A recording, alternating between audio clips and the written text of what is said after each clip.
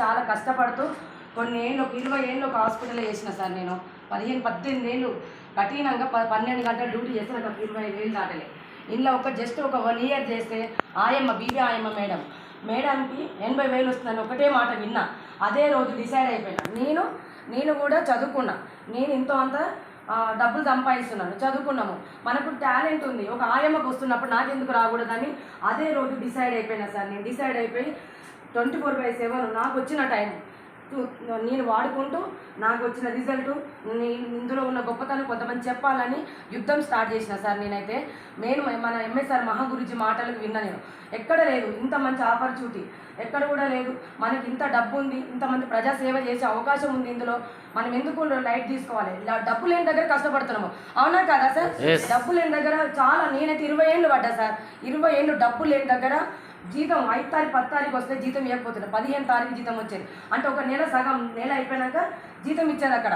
అంటే ఎవరైనా సరిగ్గా సాలరీస్ ఇవ్వట్లేదని బయటకు వెళ్ళిపోతే వాళ్ళు 15 రోజుల కోసమైనా ఉండగలుగుతారు కదా. అలాంటివి ఉంటుంది సార్ బయట. ఆ విధంగా చేసుకుంటూ పోతే కూడా లైఫ్ ఎక్కడ సెటిల్మెంట్ కాలేదు. ఓన్గా క్లినిక్ పెట్టుకున్నా సార్. నేను ప్రజెంట్గా ఆర్ఎంపీ డాక్టర్ని. ప్రజెంట్గా అయితే బాగానే ఉన్నా. అక్కడ కష్టపడ్డందుకు దేవుడు నాకు కొంచెం వైద్యం ఇచ్చిండు. నేను క్లినిక్ చేసుకుంటూ హ్యాపీగా ఉన్నా. కానీ అలాంటి టైంలో సబ్బులు పేస్టులు నా దగ్గర ఒక పేషెంట్ వచ్చిండు. నమ్ముతారా సార్? నేనైతే నమ్మలేదు. 3 to 5 months అయితే అస్సలు నమ్మలేదు. ఎందుకంటే నేను చాలా కష్టపడి ఒక దగ్గర డబ్బులు లేని దగ్గర కష్టపడి ఇక్కడ డబ్బులు కూర్చున్న దగ్గర డబ్బులు వస్తున్నాయి. అది చెప్తే ఎవరు నమ్ముతారు సార్? నేనైతే అసలు నమ్మలేదు. లాస్ట్ ఒక రోజు ఎంఎస్ఆర్ మహాగురుజీది అంటే ఇక నా అదృష్టం ఏంటంటే పేషెంట్లకు సేవ చేసినందుకు నాకు ఈ వెస్టేజ్ ప్లాట్ఫామ్ దొరికింది సార్. నాకు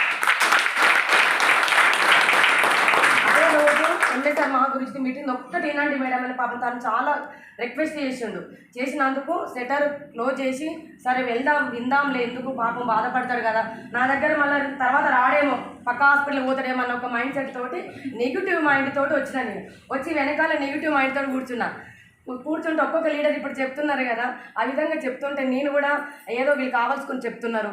ఆ తర్వాత ఒక్కొక్కరు టెస్టిమోనీ చెప్తున్నారు. కానీ నెగిటివ్ మైండ్ సార్ నాదైతే. నెగిటివ్ మైండ్ తోటి విన్నా. బీబీ మేడం మాటలు బాగా కనెక్ట్ అయిపోయినాయి. తర్వాత ఎందుకంటే అక్కడ హెల్త్కి సంబంధించిన సప్లిమెంట్ వాడడం వల్ల అర్షములు తగ్గింది అన్నది. నేను డాక్టర్ ఫీల్డ్లో ఉన్నా. నా దగ్గర కూడా పేషెంట్లు వస్తారా రాదా? నేను సబ్బులు పేస్టుల కోసం అయితే నేను బిలీవ్ చేయలేదు సార్. అలాంటి సమస్యలు కొంతమంది నాకు కూడా హెల్ప్ చేసే నేచర్ ఉంటుంది. డబ్బులున్నా లేకుండా ఫ్రీ కూడా ట్రీట్మెంట్ చేసిన నేను చాలా వరకు. అలాంటి వాళ్ళకు ఆపరేషన్లు అయినప్పుడు ఎంతో ప్రాబ్లం అవుతుంది. 2-3 monthsకు వాళ్ళు కోలుకోలేకపోతుంది సార్ బెడ్ మీద. అలాంటి వాళ్ళకి ఈ సప్లిమెంట్ ఇస్తే రిజల్ట్ ఉంటుంది కదా, నాకు కూడా యూజ్ అవుతుంది, పాయింట్లు వస్తాయి. నాకు కూడా ఏమో బయట కొనుక్కొస్తా, ఆపరేషన్లో పంపిస్తారు, వాళ్ళకు రిఫరల్ వస్తుంది, 5,000 10,000 వస్తాయి. అది మనకేమైతే అదే హెల్త్ ఇచ్చినాం అనుకో బాగుంటుందని అదే రోజు డిసైడ్ అయిపోయినా. మంచి జాబ్ పొజిషన్లో వచ్చిన వాళ్ళు వస్తున్నారు, గవర్నమెంట్ జాబ్ వదిలిపెట్టి వస్తున్నారు. జాబ్ల కోసం మనం 15,000 20,000 కోసం కష్టపడుతున్నాము.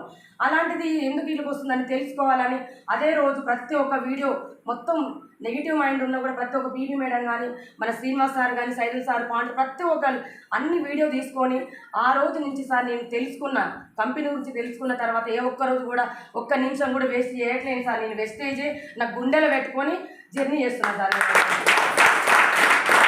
అర్థం చేస్తున్నా కాబట్టి చెప్పగలుగుతున్నా. మంచి ప్లాట్ఫామ్ సార్ ఇదైతే. ఎవరైనా చెప్తుంటారు చాలా వరకు చూస్తే సబ్బులు షాంపులు అంటారు కదా, దీని వెనకాల ఒక్కరు నిలబడితే కొన్ని వేల మందికి ఇన్స్పిరేషన్ అవుతాం. మన ఎంఎస్ఆర్ మహాగురుజీ నిలబడ్డాడు కాబట్టి ఇలా కొన్ని వేలు ఆంధ్ర తెలంగాణ రాయలసీమ మొత్తం కొన్ని కోట్ల మంది డబ్బు ఉన్నోళ్ళు అవుతున్నారు. అలాంటి అవకాశం మన దగ్గరకు వచ్చింది. మనం కూడా అవుతామా కాదా? Yes sir no. అదే నేను అనుకున్నాను. నేను డిసైడ్ అయినా. నాకు ఇప్పుడు నేను పార్ట్ టైమే చేస్తున్నాను, అయినప్పుడు ఫుల్ టైమే మైండ్లో ఉంది. కాకపోతే నాకేంటంటే ఇంట్లో క్లినిక్ ఉంది కాబట్టి అక్కడ ఇక్కడ ఎటో చేయలేకపోతున్నా. సాధ్యమైనంత వరకు అయితే ప్రయత్నం చేస్తున్నాను. నేను వచ్చే వాళ్ళకి న్యాయం చేస్తున్నా, నా టీం తీసుకొస్తున్నా, కూర్చోబెడుతున్నా. నా గోల్ వచ్చేసి డిసెంబర్ కల్లా 2 lakhs తీసుకోవాలి. 33,550 రూపీస్ తీసుకుంటున్నాను నేను. నాకు ఇది తీసుకోవడము చాలా హ్యాపీగా ఉంది. ఎందుకంటే నేను 15 ఏళ్ళు చేసిన దగ్గర కూడా 20,000 దాటలేదు సార్ నాకు సాలరీ. జస్ట్ 1 year నేను మామూలుగా ఏదో టైం పాస్ లాగా చేసుకుంటాను, నేను పార్ట్ టైం లాగా. నేను తీసుకోవడం కాదు, నా అండర్లో 15 మందికి డబ్బులు ఇప్పిస్తున్నా సార్ నేను. మన దేశం నాకు ఇప్పిస్తున్నా సార్ ఎవరికన్నా. సొంత మా బ్రదరే పెయింటింగ్ నరసింహ 30,500 తీసుకుంటుండు. మా అక్క బిడ్డ 30,000 తీసుకుంటుంది. స్టూడెంట్ బీటెక్ అబ్బాయి డాక్టర్ కావాలని నీట్ ఎగ్జామ్ ప్రిపేర్ అయిపోయిండు. అవన్నీ సర్టిఫికేట్ తీసి పైన సజ్జ మీద పడేసి నాతో పాటు జర్నీ చేస్తుండే. 20,880 రూపాయలు వస్తుంది అబ్బాయి. తనతో పాటు పోలీస్ వచ్చిండు. పోలీసు 15,000 తీసుకుంటారు, స్టూడెంట్స్ ముగ్గురు కూడా 19,000 తీసుకుంటారు. అట్లా 1,000 రూపాయల నుంచి 15 మంది తీసుకుంటారు సార్. నేను ఒక్కదాన్ని తీసుకోవడం నాకు సంతోషం లేదు, కానీ వాళ్ళకి ఇప్పిస్తున్నా చూడు చాలా హ్యాపీగా ఉంది నాకు. అంతమంది ఆపర్చునిటీ నాకే కాదు మీకు కూడా ఉంది. ప్రతి ఒక్కరు పట్టుకొని ప్రతి ఒక్కరికి అవకాశం ఉంది సార్. మనం నిలబడుతూ కొంతమందికి ఇప్పేయాలని కోరుకుంటూ థ్యాంక్ యూ విష్ చేయవచ్చు సార్.